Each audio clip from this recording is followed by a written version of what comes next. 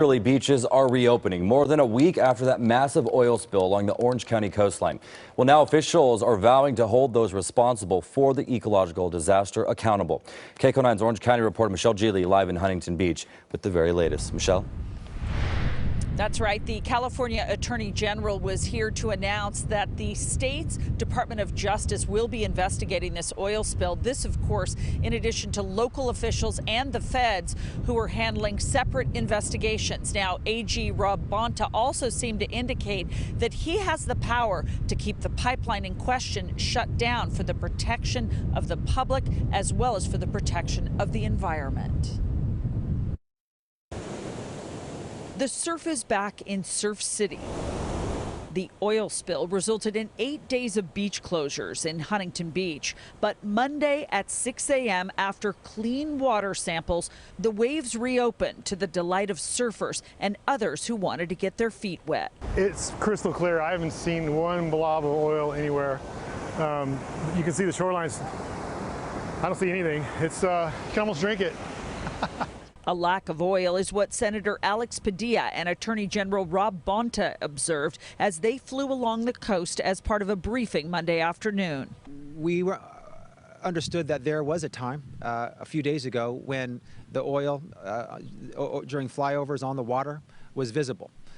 It was not visible to us today.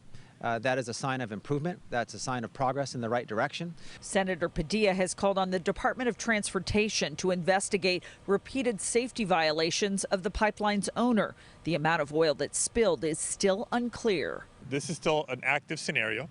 All right. One of the reasons why there's not a single clear number on how much oil was spilled. There's a best case scenario, worst case scenario that continues to narrow as more information is found. And you pay me when you return. Oceanfront concessionaire Mike Ali makes his living on the beach, renting bikes and surfboards and selling food. The shutdown in Huntington Beach meant the loss of thousands of dollars in revenue. Financially, I lost a lot, especially on Sunday during the air show. We were slammed. We bought extra food that is going to sit in the freezer, and we're going to have to throw some of the product out. Had to lay off about 15 to 20 employees.